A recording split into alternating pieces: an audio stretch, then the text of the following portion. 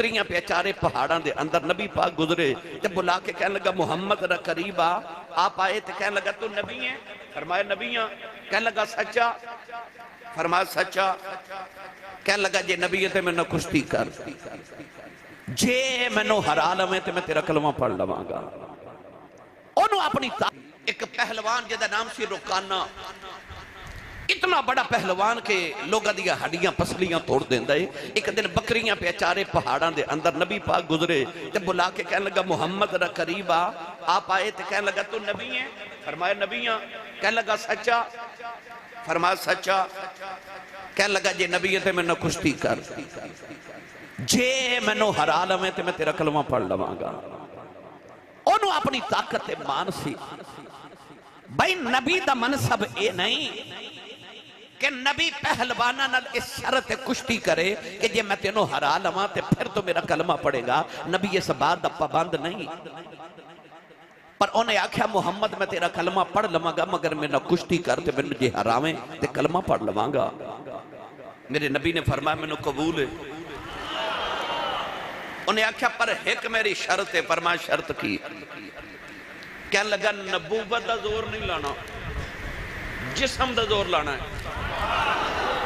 یہ دا مطلب ہے نبی تے پہلے ہی مان گیا تے تسی سبحان اللہ گھر جا کے بولے ہو ہون روزے کوئی نہیں، میں کوئی لحاظ نہیں کرنا ہوں تو آڈا نال دے بیلی دا بھی ہاتھ چکو تے اچھا بولو سبحان اللہ۔ کہنے لگا نبوت دا زور نہیں لگانا، جسم دا زور لگانا۔ یہ دا مطلب نبی تے پہلے ہی مان گیا کہ ہے نبی ہے۔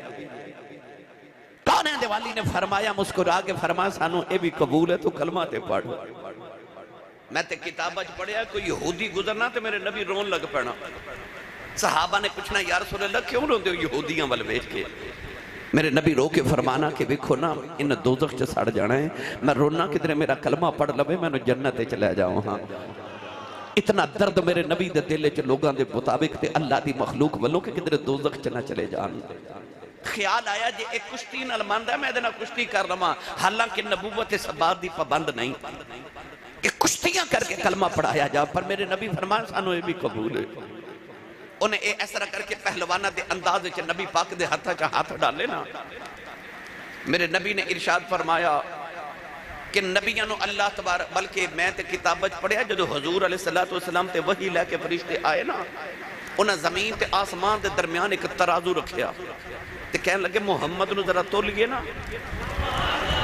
یہ واقعہ بعد سیرت نگارہ نے حضور دے بچپن دا لکھا جدو شرح صدر کیتا گیا تے حضور نو ترکڑی ترازو دے ایک پلڑے چ رکھیا تے دوسرے پلڑے چ ایک بندہ رکھیا تے حضور دا وزن زیادہ، انہاں کہا بندے 2 کر دیو، 2 کیتے پھر زیادہ، 3 کیتے پھر زیادہ، 10 کیتے پھر زیادہ، 20 کیتے پھر زیادہ، 70 بندے رکھے پھر زیادہ۔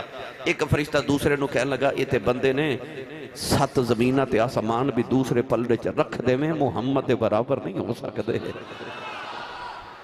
نبی نو اللہ نے اتنی طاقت دیتی ہوندی ہے۔ کون ہے دیوالی صلی اللہ علیہ وسلم نے انہوں ایک لمحے چھ بچھاڑیا تے انہوں نے زمین تے پٹک کے آپ سینے تے بہ گئے۔